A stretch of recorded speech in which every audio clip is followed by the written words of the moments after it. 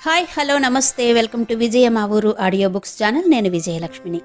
Friends, నవల స్రవంతిలో మాదిరెడ్డి సులోచన గారి నవల భిన్న ధృవాలు ఆడియోగా మీకు వినిపిస్తున్నాను కదా. మరి ఈరోజు భిన్న ధృవాలు నవల ఆడియో 4వ భాగం వినిపించబోతున్నాను. మరి ఆలస్యం చేయకుండా కథలోకి వెళ్ళిపోదాం. 2 గంటల నుండి వాదోపవాదాలు జరుగుతున్నాయి తల్లి తండ్రి కూతుర్ల మధ్యన. వారడిగిన ప్రతి మాటకు నాకు తెలియదు అన్న సమాధానమే ఇస్తోంది ప్రశాంతి. శాంతి, రఘుపతి కూతురి దగ్గరగా వచ్చాడు. ఇంకా అడిగేవేమైనా మిగిలాయా నాన్న? అడిగేవి కావు, ఆజ్ఞాపించేవున్నాయి. కానివ్వండి. నీకు గారాబం నేర్పుకుని అనుభవిస్తున్నామే. కాంతమ్మ గయ్యిమంది. నువ్వూరుకో కాంతం. చూడమ్మా, నువ్వు ప్రేమించడం అంతా అబద్ధం అనుకుందాం. అయితే మరి వివాహం ఎందుకు వద్దు? వివాహం వద్దనన్నానా? అంది ప్రశాంతి. అవును, ఎంఏ అయ్యే వరకు వాయిదా వేశావు. అది కుదరదు. వెంటనే నీ వివాహం జరిగి తీరాలి. నాన్న బ్రతకాలంటే అదొక్కటే మార్గం. వరుణు విషయంలో మా బలవంతమేం లేదు. నీకు నచ్చిన వారు ఎవరో చెప్పినా సరే, లేదా మాకు నచ్చిన వారిని చూస్తాం. చెప్పమే, తల్లి గద్దించింది. శాంతి, వెంటనే చెప్పమనడం లేదు. 2 రోజులు గడువిస్తాను. ఆలోచించి చెప్పు. పుట్టినప్పటి నుండి నువ్వేదడిగినా ఇచ్చాను. ఈ ఒక్క మాట నా తరపు నుండి వస్తుంది. నువ్వు వినాలి, విని తీరాలి. తండ్రి కంఠంలో దృఢత్వానికి చలించింది ప్రశాంతి. అలా చూస్తావేమే? ఏం చెయ్యాలమ్మా? 20 ఏళ్లు ఇష్టారాజ్యంగా పెంచి ఒకేసారి. కంఠం వణికింది ప్రశాంతికి. పెంచినందుకు అనుభవిస్తున్నామే తల్లి. అమ్మా, ఒక్క మాట చెప్పు. ఏమనుభవిస్తున్నావు? వాదనలు అనవసరం శాంతి. ఆలోచించుకో. తండ్రి బయటకు వెళ్ళిపోయాడు. కాంతమ్మ స్త్రీ హృదయం భగ్గుమంది. ఏం పిల్ల ఇది? కంటి నుండి నీరు కూడా రాదు అనుకుని లేచి వెళ్ళిపోయింది. తన అభిప్రాయం ఏం చెబుతుంది? తనకిష్టమైన వ్యక్తికి తన నీడ అంటే భయం. తన ప్రవర్తనతో మెప్పించుకోవడానికి తనకు అవకాశమివ్వరు తల్లిదండ్రులు. నేను బ్రతకాలంటే నీ వివాహం వెంటనే జరగాలి అన్న తండ్రి మాటలు చెవుల్లో రొదపెట్టసాగాయి. మర్నాడు ఆదివారం లేచి నెమ్మదిగా గది సర్దుకోసాగింది. తన పనులు తను చేసుకోవడం మంచిదనిపించింది. శాంతి, సునంద వచ్చింది. అదేంటి నువ్వు సర్దుతున్నావు? రాజమ్మను పంపనా? వద్దొదినా, మన పనులు మనం చేసుకుంటే తప్పేంటి? నువ్వెందుకో చాలా ఉదాసీనంగా మారిపోతున్నావు శాంతి. ఇంట్లో వారి ప్రేమ అజీర్తవుతుంది వదినా. మీరు వెళ్ళి వచ్చాకైనా అతనింటికి వెళ్ళామంటే బావుండేది. అతని ముందు తెల్లమొహం వేసే బాధ తప్పేది. మను అన్నయ్య దగ్గరకా? ఉలిక్కి పడింది. నీకతను చెప్పాడా? అంది తడబడుతూ సునంద. నేనెప్పుడైనా చేసినవి తప్పించుకోగా చూశారా? అన్నయ్య ఇంత బాగా అర్థం చేసుకున్నాడంటే నవ్వొస్తుంది. క్షమించు శాంతి, మీ అమ్మగారు తొందరపడ్డారా రోజు. అవును, చెప్పుడు మాటలెంత కర్ణప్రియంగా ఉంటాయో అర్థమవుతుంది. విద్యాసాగర్ అసలు రూపం గ్రహించిన నాడు అందరూ విచారితురుగాని. వెళ్ళి అమ్మతో చెప్పు, వారికిష్టమైన ఏ వల్లకాట్లో రామయ్య అయినా నాకిష్టమేనని. శాంతి, అంతే వదినా. ఈ ఇంట్లో అవమానాలు భరించే కంటే అదే మేలు అంది దృఢంగా.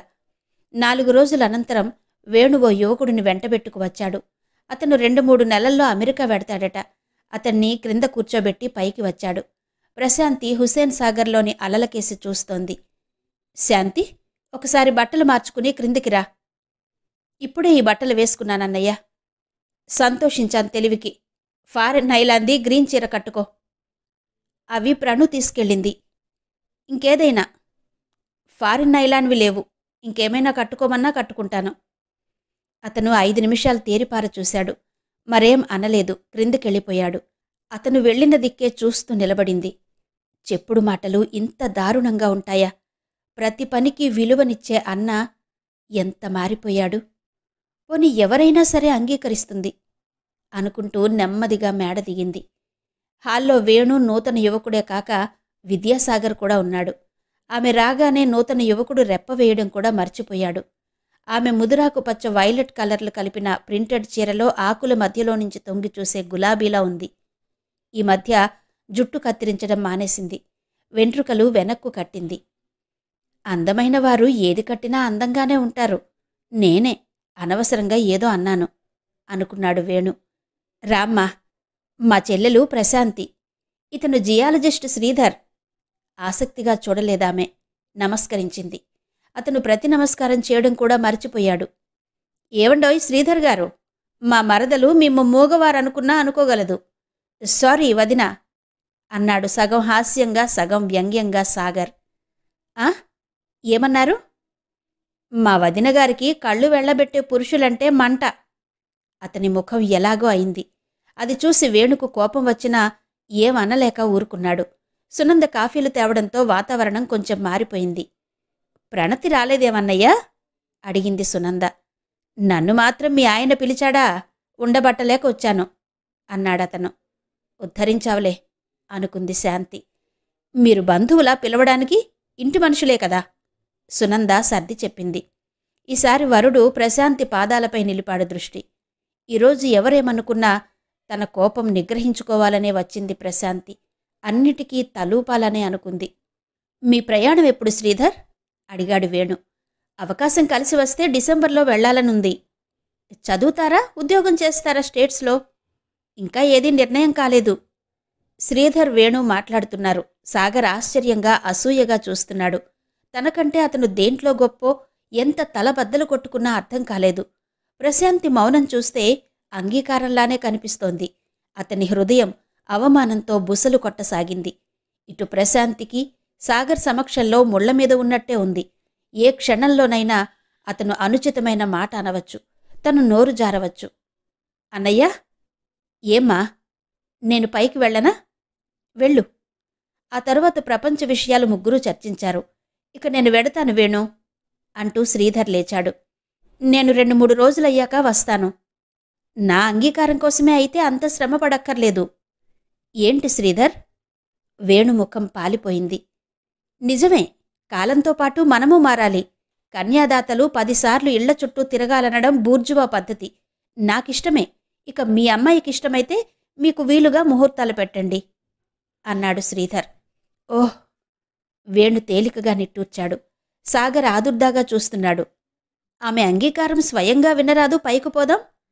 చనువుగా శ్రీధర్ భుజాలపై చెయ్యి వేశాడు. సాగర్ అనుసరించడానికి సభ్యత అడ్డు వచ్చింది. ఇతన్ని అంగీకరిస్తుందా ఈ అహంకారి అన్న కుతూహలం అతన్ని నిలవనీయడం లేదు. అతని మనసులోని మాట గ్రహించినట్టే వేణు పిలిచాడు. రా సాగర్, ఒంటరిగా ఏం చేస్తావ్? శాంతి పరాయిదా ఏ? వెంటనే లేచి వారిని అనుసరించాడు. పైన ప్రశాంతి మన్మోహన్ దగ్గర తెచ్చిన పుస్తకం పట్టుకుని అటూ ఇటూ తిప్పుతోంది. శాంతి అన్నగారి పిలుపుకు ఇటు తిరిగింది. శ్రీధర్ స్నేహపూర్వకంగా నవ్వాడు. సాగర్ను ఉడికించాలని జవాబుగా మధుర మందహాసం వెలువడిందామె ముఖంపై. అది చూసి వేణు తృప్తిగా నిట్టూర్చాడు. కూర్చోండి అంది. మరెప్పుడైనా కూర్చుంటారు. శాంతి, శ్రీధర్కు నువ్వు నచ్చావు. నీ అంగీకారమే కావాలి. అది నీ నోటి మీదుగా వినాలని అన్నాడు వేణు. తనిష్టమా? నవ్వుకుందామే. అంగీకారం తెలపాలనే అభ్యర్థన అన్నగారి చూపుల్లో కనిపించింది. ఒక్కసారి తండ్రి బెదిరింపులు గుర్తుకొచ్చాయి. 3 యువకులు ఒక్క క్షణం భరించలేనట్టుగా జవాబుకై ఎదురు చూస్తున్నారు. నాకిష్టమే అంది శక్తినంతా కూడదీసుకుని, చిరునవ్వుతో కళ్ల ముందు నాట్యం చేసే బొమ్మను బలవంతంగా తోసిపుచ్చుతూ. ఇద్దరి హృదయాలపై పన్నీరు చిలికితే మరొకరి హృదయంపై మసిలే నూనె చిలికినట్టయింది. థ్యాంక్స్. శ్రీధర్ వెనక్కు తిరిగాడు. మిగిలినవారు అనుసరించక తప్పలేదు. శ్రీధర్ వెళ్లగానే సాగర్ వెళ్ళిపోయాడు. వేణు గబగబా పైకొచ్చాడు. నీ నోట ఈరోజు ఎంత మంచి మాట విన్నానే అన్నాడు. లోపలికి వెళ్లి తల్లిదండ్రులకు ఈ వార్త చెప్పాడు. ఈ నెలలో ముహూర్తాలుంటాయట్రా? ఎందుకుండవు? అయినా కార్తీక మాసం బావుంటుందని నా అభిప్రాయమమ్మా. మా ఆదుర్దా నీకు తెలీదురా. ఎంత తొందరగా అయితే అంత తొందరలో జరిగిపోవాలి అంది కాంతమ్మ. నిజం వేణు, నీకు సెలవు దొరికితే ఓ 10 రోజుల్లో పెట్టు. అన్ని ఏర్పాట్లు చేసుకుందాం అన్నారు రఘుపతి. అలాగే నాన్నగారు అన్నాడు వేణు. కాంతమ్మ ఇన్ని రోజుల తర్వాత మొదటిసారిగా కూతురుతో ఆనందంగా మాట్లాడింది. ఈసారి బిగుసుకుపోవడం కూతురు వంతయింది. నా తల్లి, నువ్వంటే మాకు పగా కోపమేం లేవు. నీ జీవితం ఏమైపోతుందోనన్న భయం తప్పితే. కూతురి తల నిమిరింది కాంతమ్మ. ప్రశాంతి ఏం మాట్లాడలేదు. మన్మోహన్ యూనివర్సిటీ క్యాంపస్లో కనిపించినా తప్పుకునే తిరుగుతోంది. సాయంత్రం ఇంటికి రాగానే తల్లి బజారుకు పోదామని గొడవ మొదలుపెట్టింది. ఇప్పుడే ఎందుకమ్మా? నీకు ఒక పట్టాన నచ్చవు, 4 కొట్లు తిరిగినట్టుంటుంది. ఆమె తాపత్రయం ఆమెది. 2 వారాల్లో ముహూర్తాలున్నాయన్నారు. మరి అన్ని పనులు ఒకేసారి కావాలంటే మాటలా? ఆఖరికి పెళ్లి కూడాను. అమ్మా, నాకేం వద్దు, మీకిష్టమైనవి తీసుకురండి. ఇంకా నాపై కోపమేనా? నీకు తెలియదు పెద్ద తల్లి, నీపై చెయ్యి చేసుకుని వారం రోజులు కుమిలిపోయాను అంది కాంతమ్మ. నాకేం కోపం లేదమ్మా. తల్లిగా ప్రేమించే అధికారం ఉన్నట్టు దండించే అధికారం కూడా ఉంది. నువ్వు ఏ బట్టలు తెచ్చినా నాకిష్టమే. నాకు బయటకు రావాలంటే చికాకు అంది. ప్రశాంతి, కోపం వద్దమ్మా. చూడు, నువ్వు తెచ్చిన వాటికి వంక పెట్టను, నిజం అంది ప్రశాంతి. ఆవిడ గొణుక్కుంది. వెళ్లేటప్పుడు మరో మాట అడిగింది. ఆమె వెళ్లగానే నవ్వుకుంది ప్రశాంతి. జీవితాంతం గడపబోయే వ్యక్తినే వారిష్టప్రకారం ఎన్నుకుంది. ఇక చీరలొక లెక్క. శాంతి, ఏం వదినా? అత్తయ్య చాలా బాధపడుతోంది. బావుంది వదినా. విధేయత చూపినా కష్టమేనా మీతో? ఓ 2 గంటలొస్తే ఏ? నాకిష్టం లేని పని చేయించడమే మీ ధ్యేయమైతే నాకేం అభ్యంతరం లేదు అంటూ లేచింది. నువ్వు చాలా మారిపోయావు శాంతి. వద్దులే, నువ్వు రావద్దులే అని పోబోయి ఆగింది. శాంతి, ఇంకా ఏమైనా అడగాలా వదినా? అవును, నువ్వు శ్రీధర్ని హృదయపూర్వకంగా ఇష్టపడుతున్నావా? ఏ, అనుమానంగా ఉందా? అవును, నీ కళ్ళేదో దాస్తున్నాయి. మా ముద్దరాలు వదినకు కళ్ల భాష కూడా వచ్చే అంటూ నవ్వింది ప్రశాంతి. అతన్ని ఇష్టపడకపోవడానికి కారణమేముంది వదినా?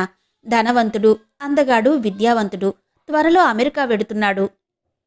ఒకప్పుడు వివాహానికి ఇవే అర్హతలు కావు అనేదానివి మరి. ఎప్పుడూ ఒకేలా ఉండంగా వదినా?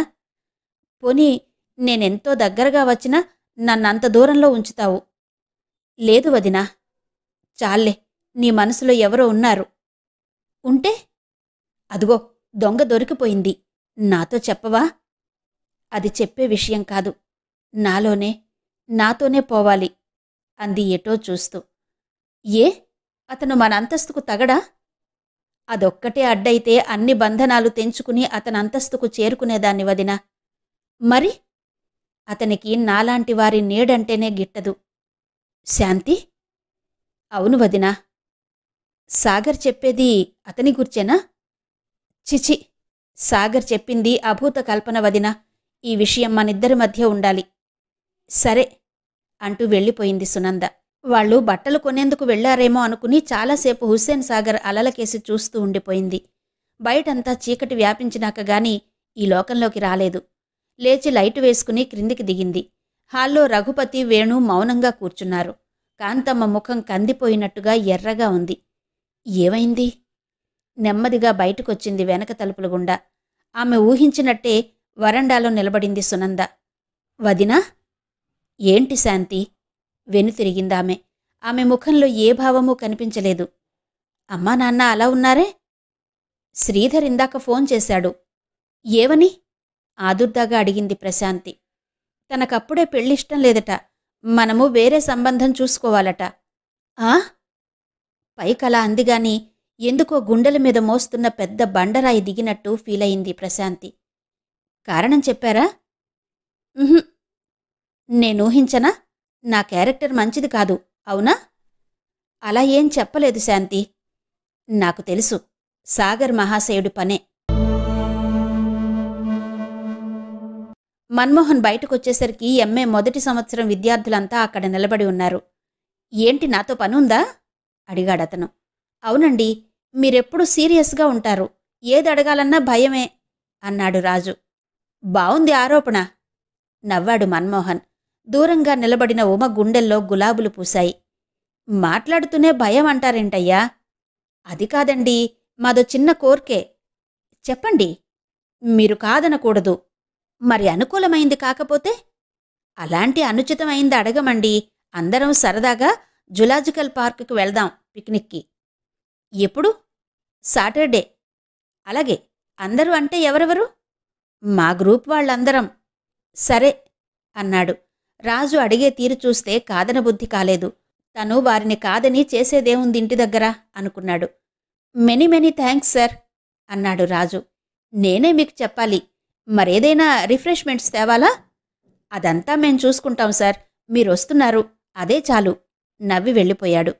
థ్యాంక్స్ రాజు, మెనీ మెనీ థ్యాంక్స్ అంటూ ఉమ వచ్చింది. ఇంత తొందరగా అంగీకరిస్తాడని అనుకోలేదు అన్నాడు శంకర్. అందుకేగా రాజును పంపింది. అతనడిగే తీరుకు అందరూ ముగ్ధులవుతారు ఉమ ఘనంగా చెప్పింది. మరి ఫస్ట్ క్లాస్ స్టూడెంటాయే. అప్పుడే ఫైనల్ ఎంఏ ఎకనామిక్స్ గ్రూప్ విద్యార్థులు కూడా అక్కడికొచ్చారు. విషయం తెలిసి వారు కూడా పిక్నిక్ వస్తామన్నారు. ఉమ ఆంతర్యం ఎరగని రాజు, శంకర్ దాందేముంది రండి అన్నారు. గోలగా ఉంటుంది, తక్కువ మందైతే సరదా అంది ఉమ. అదేం లేదు, అంతా కలిసి 20 మంది అవుతాం రాజు తేల్చేశాడు. ఉమ చూపులకు అర్థం గ్రహిస్తే అలా అనేవాడు కాదు. ముఖ్యంగా ఉమకు ప్రశాంతి రావడం ఇష్టం లేదు. రాజును మనసులోనే తిట్టుకుంది. ప్రశాంతి ఎక్కడున్నా ఆకర్షణకు కేంద్ర బిందువని తెలుసు. కాని ఏం చేస్తుంది? హుస్సురంటూ వెళ్ళిపోయింది. క్లాసులో మానిటర్లా వ్యవహరించే నరహరి వచ్చి ప్రశాంతిని అడిగాడు. నాకిలాంటి పార్టీలు పెద్దగా ఇష్టం ఉండదు అంది ప్రశాంతి. సహజమేగా, మీరు లక్ష్మీపుత్రికలు. ఎప్పుడంటే అప్పుడు, ఎక్కడికంటే అక్కడికి వెళ్తారు. మాలాంటి వారికి సమస్యలు మరచిపోవడానికి కాస్త రిక్రియేషన్ కావాలి. మిమ్మల్ని వద్దనలేదే, మీరు రాకపోతే నిండుగా ఉండదు అన్నాడు నరహరి. దూరంగా నిలబడి క్లాస్మేట్స్ నరహరి వంక జాలిగా చూస్తున్నారు. ఏ క్షణంలోనైనా చెయ్యి తగిలి చెంప పగలవచ్చు. బిఏలో ఉండగా ఒకరిద్దరికి ఇలాంటి సత్కారం జరిగింది.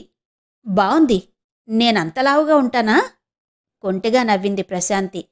మీరలా మరో అర్థం చేసుకుంటే ఏం చెయ్యాలి, మీ ఇష్టం అన్నాడు నరహరి చిన్నబుచ్చుకుంటూ. మీరలా చిన్నబుచ్చుకోవద్దు, వస్తాను, సరేనా? నరహరి ముఖం సంతోషంతో వెలిగిపోయింది. మిగిలిన వారి ముఖాలు చిన్నబోయినా ఆశ్చర్యంతో చూస్తున్నాయి. నిజంగా? కాగితం మీద రాసివ్వమంటావా? అంత మాటొద్దులే.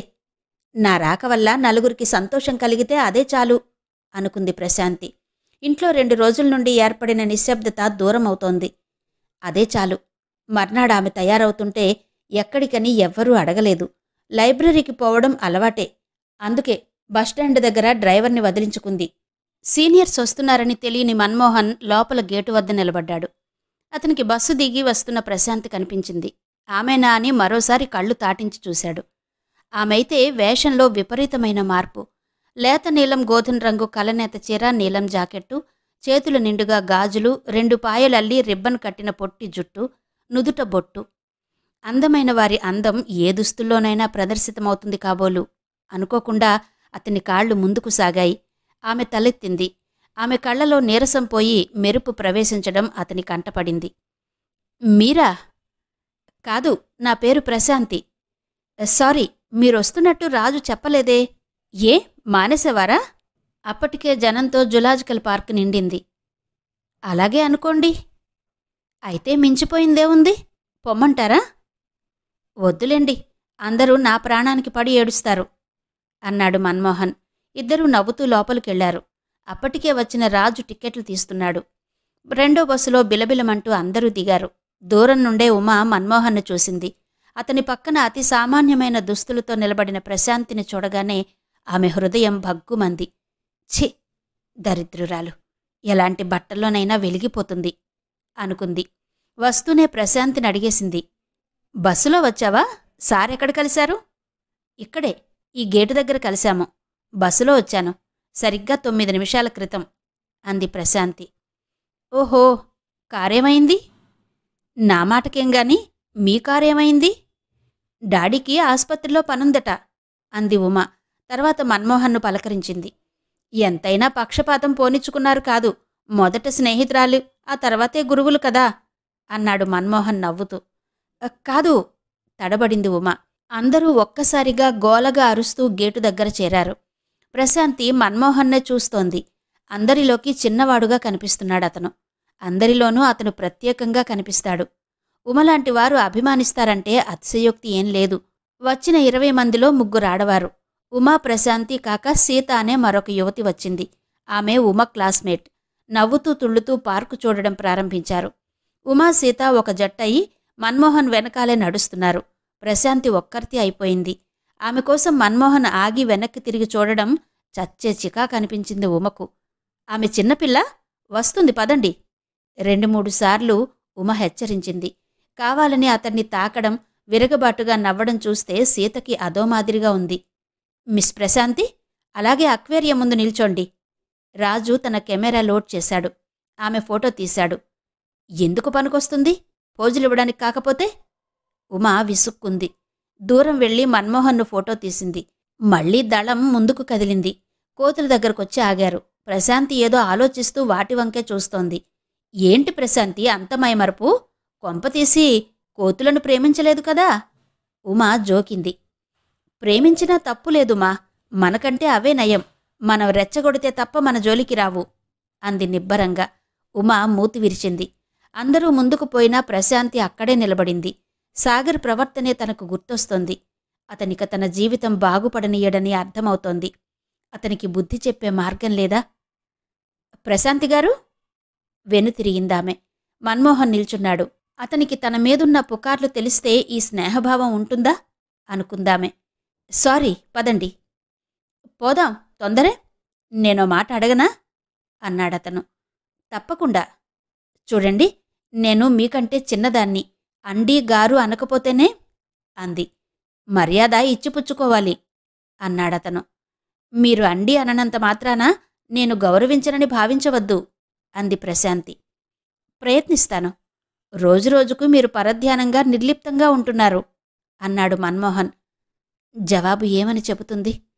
చెబితే మర్యాద మట్టిపాలవదు. పోనివ్వండి, మీకిష్టం లేకపోతే బలవంతం లేదు. ఇష్టం లేక కాదు, మరెప్పుడైనా చెబుతాను అంది ప్రశాంతి. అప్పుడే ఉమ వచ్చింది. ఆమెకు చికాగ్గా ఉంది. అందరం కలిసొచ్చినప్పుడు కలిసి తిరగాలి అంది ఉమ. ఆ మాట గుర్తుంటే మరిలా ప్రశాంతిని ఒంటరిగా వదలరు కదా అన్నాడు మన్మోహన్. సారీ, రా ప్రశాంతి. చెయ్యి పట్టి లాక్కుపోయింది ఉమ. తిరిగి తిరిగి అలసిపోయాక ఓ దగ్గర పచ్చికపై కూర్చుని పలహారాలు తీసుకున్నారు. ఇక్కడ కోతులు కొండముచ్చులు ఏం బావుండలేదు. కిద్వాయ్ గార్డెన్స్కు వెళ్దాం ఉమా ప్రపోజ్ చేసింది. ప్రశాంతికి ఉమా ఆంతర్యం అర్థమైంది. తనుండడం ఇష్టం లేదని. వాళ్లంతా బస్సులోనూ రిక్షాలోనా అని వాదించుకుంటున్నారు. నేను వెళ్ళిపోతానండి. ఏం ప్రశాంతి, మాతో ఉండడం బాధగా ఉందా? మీ అభిమానులకు బాధగా ఉంది. పదండి పదండి, బస్సొచ్చేసింది. రాజ్ అరవడంతో అందరూ బిలబిలమంటూ లేచారు. పదండి సార్. మన్మోహన్ బస్సు ఎక్కగానే తను ఎక్కి తేలికగా నిట్టూర్చింది ఉమ. ప్రశాంతి మరికొందరూ ఉండిపోయారు వెనకాల.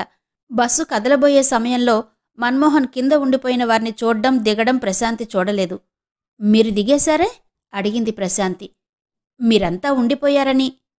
మాకేం భయమా అనబోయి మాటలు మింగేసింది. నిజం నిర్మోహమాటంగా అంటాను అన్న అహంకారమే తన జీవితానికో పెద్ద గ్రహణమై కూర్చుంది.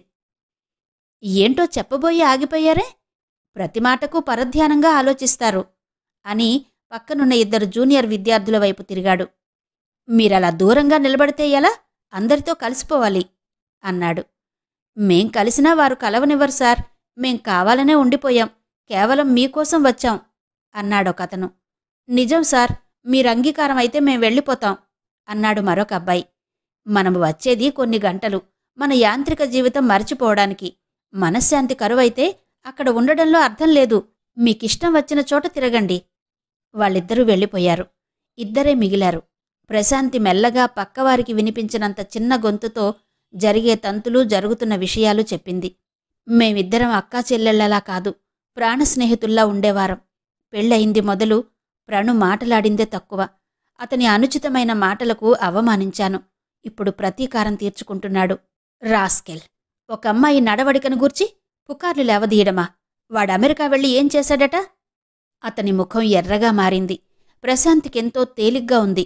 చిన్నప్పటినుంచి పొగరుమోత అమ్మాయని ఎవరూ స్నేహితురాళ్లు లేరు. ఆమె ఏమో చెప్పబోయేలోగానే దూరం నుండి ఇద్దరి మాటలు వినిపించాయి. నీ ఆడబుద్ధి పోనిచ్చుకున్నావు కాదు, ఆ అమ్మాయిదే అపురూప సౌందర్యం. మీరు పొట్టి, అందుకే అతనంటే కుళ్ళుగా ఉంది. నిజంగా అతని ముందు ఆమె అందం తీసుకట్టే.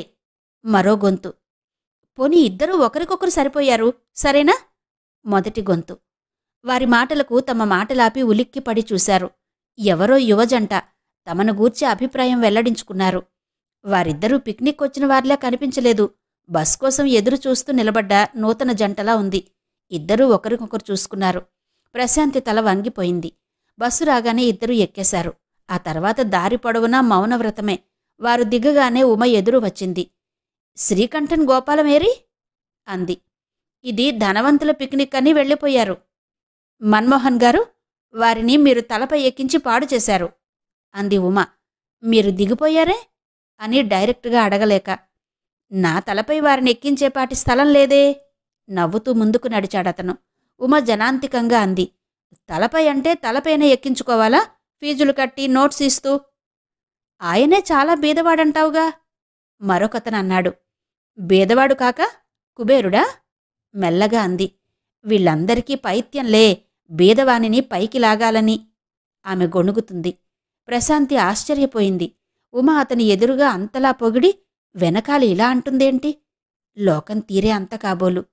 తను అలాగే మారాలి అనుకుంది. రాజు పిలవడంతో వెళ్ళిపోయింది. శాంతి, ఏమన్నయ్యా? నిన్న ఎక్కడికి వెళ్ళావు? కమలా నెహ్రూ జులాజికల్ పార్క్కి, కిద్వాయ్ గార్డెన్స్కి వెళ్ళాం. ఇంట్లో చెప్పావా? ఇది వరకు వెళ్ళినప్పుడు చెప్పానా? ఎదురు ప్రశ్న వచ్చేసరికి అతను కనుబొమలు చిట్లించాడు. అది సరే, అనుకున్న ముహూర్తానికి నీ వివాహం జరిగిపోవాలి. మౌనంగా ఉండిపోయింది ప్రశాంతి. మాట్లాడవే.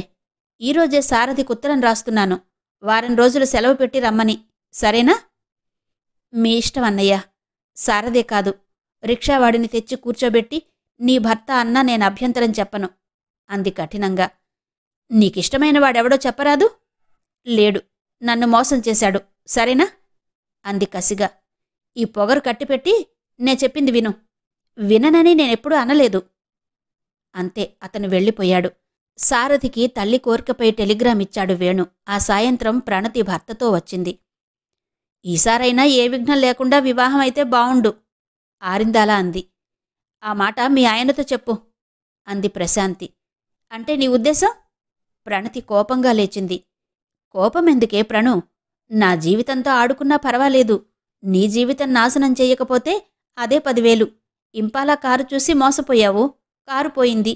ఆశలన్నీ ఆరిపోకుండా కాపాడుకో. శాంతి, ప్రణతి కోపంగా లేచిపోయింది. ఆ రోజు భోజనం చేయకుండా వెళ్లారిద్దరు. దాన్నేమైనా అన్నావా? తల్లి అడిగింది. ఏమన్నానని చెబుతుంది? మౌనంగా తలాడించింది. సారథి తప్పక వస్తాడు, ఈ అవకాశం వదులుకోడు. అన్యమనస్కంగా కాలేజీలో అడుగుపెట్టింది. చదవాలన్న ఉత్సాహం లేదు. జరిగింది జరగబోయేది చూస్తుంటే విద్యకు విజ్ఞానానికి పోలిక లేదనిపించింది. అందుకే దూరంగా యూనివర్సిటీ ప్రెస్ దాటిపోయి ఓ చెట్టు కింద కూర్చుంది ప్రశాంతి. ఇంతలో మాటలు వినిపించాయి. సార్, మీ రుణం ఈ జన్మలో తీర్చుకోలేను. నా రుణం సంగతి తర్వాత, మళ్ళీ ఒంటరిగా బయలుదేరడం మంచిది కాదమ్మా. అతను నమ్మించాడు సార్. యూనివర్సిటీకి మనలాంటి మధ్యతరగతి కుటుంబీకులు చదువుకోవడానికి రావాలి, అంతే. ధనవంతులేం చేసినా చెల్లుతుంది. వారన్నీ కొనగలరు, అమ్మగలరు. మన జాగ్రత్తలో మనం ఉండాలి. అది మన్మోహన్ గొంతు. దూరంగా BA ఫైనల్ ఇయర్లో ఉన్న రమ కనిపించింది. మన్మోహన్ కంటపడాలని లేదు, అయినా అతను చూడనే చూశాడు. వాట్ ఎ వండర్ అంటూ దగ్గరకొచ్చాడు. మీరిక్కడున్నారే? మీరు క్లాసులోనూ క్లాసు బయట ధనవంతుల్ని ఆడిపోసుకోవడమే ధ్యేయంగా పెట్టుకున్నారులా ఉందే ఎదురు ప్రశ్నించింది ప్రశాంతి. మీరలా వాదం వేసుకుంటే నిజం చెప్పక తప్పదు. మీ క్లాసులో సీతాపతి తెలుసా? తెలియకే. లాస్ట్ ఇయరు అతనికి నెల్లూరులోకెల్లా ధనవంతురాలైన అమ్మాయితో వివాహమైంది. ఆ వివాహితుడు కొత్తగా ఉమెన్స్ కాలేజీ నుండి యూనివర్సిటీకి వచ్చిన రమణితో వివాహం కాలేదని ప్రేమ కలాపాలు మొదలుపెట్టాడు.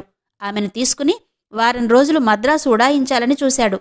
స్టేషన్లో నా కంటపడ్డారు కాబట్టి సరిపోయింది అన్నాడు తేలిగ్గా నిట్టూరుస్తూ మన్మోహన్. మీరి మధ్య చాలా పుణ్యం మూటగట్టుకుంటున్నారు అంది ప్రశాంతి. మీకు భాగం కావాలా? చురుక్కున చూసింది ప్రశాంతి. ధనవంతుల నీడ అసహ్యించుకునే మనిషతను. అతను కొంటిగా చూస్తూ బుగ్గలు తడుముకున్నాడు. చెంపమీద కాదు, మిమ్మల్ని తలమీద వెయ్యాలి, అది మధ్యలోకొస్తుంది అని లేవబోయింది. చీర తట్టుకుని బోర్లా పడేది. అతను భుజం పట్టి ఆపాడు. ఆమె తల వచ్చి అతని గడ్డానికి కొట్టుకుంది. అతనికేదో మైకం కమ్మింది. అతని స్పృహలోకొచ్చేసరికి ప్రశాంతి బుగ్గలు కందిపోయాయి. ఆమె ఎలాంటి వ్యతిరేకత చూపలేదు. జీవితం అలాగే ముగిసిపోతే బావుండును అనుకుంది. ప్రశాంతి. అతను కోలుకుని తన పొరపాటు తెలుసుకున్నాడు. క్షమించు ప్రశాంతి, నేనెంత దిగజారిపోయాను. ఆమెను వదిలి ఎర్రబడిన ముఖంతో వెనుతిరిగాడు. చూడండి, చెప్పు. మీ అనుచిత ప్రవర్తనకు పరిహారం చెల్లించాలి. ఏం చేయమంటావు? 10 గుంజిళ్ళు తీయనా? అతనికింకా ఆమె స్పర్శ తాలూకు అనుభూతి గిలిగింతలు పెడుతోంది. లేదు, జీవితాంతం నా బందీగా ఉండాలి. నువ్వు సామాన్యురాలివైతే ఆ పనే చేసేవాడిని ప్రశాంతి అన్నాడు మన్మోహన్ తిరిగొచ్చి ఆమె పక్కన కూర్చుంటూ. నాలో మీకు కనిపించిన అసామాన్యతేంటో అడిగింది. చెబితే ఏడుస్తావు. ప్రామిస్, వింటానుగా, చెప్పండి అంది ప్రశాంతి అతని చేతిని తన చేతిలోకి తీసుకుంటూ. నా జీతం అంతా కలిపినా నీ ఒక్క చీర ఖరీదు చెయ్యదు. నీ స్థాయికి నేనెదగలేను అన్నాడతను. పోనీ మీ స్థాయికి నేను దిగితే? అదంత తేలికనుకుంటున్నావా? వారి మాటలు పూర్తి కాకమునిపే విద్యార్థులు కనిపించారు దూరంగా. అనవసరంగా స్కాండల్స్ వేస్తారు అనుకుంటూ విడిపోయారు. ప్రశాంతికి ఒకటే ఆలోచన, అతన్ని తనవాడిగా చేసుకోవడం ఎలా అని. తనంత సింపుల్గా మారడం అతను చూడలేదా? గమనించడంటే నమ్మదగిన విషయం కాదు. కారెక్కేటప్పుడు ఏదో చెప్పబోయాడు. మధ్యతరగతి కుటుంబీకులు చదువుకోవడానికొస్తారు. మీలా ప్రేమ పాఠాలు చెప్పరు. నాలాంటి ధనవంతులు ప్రేమ అమ్మగలరు, కొనగలరు అంది కొంటెగా. అతనేదో చెప్పేలోగా కారు వెళ్ళిపోయింది. ఇంతవరకు మాదిరెడ్డి సులోచన గారి భిన్న ధృవాలు నవల ఆడియో 4వ భాగం విన్నారు కదా. మిగిలిన కథ తర్వాతి భాగాల్లో వివరిస్తాను. అంతవరకు సెలవు. నమస్తే.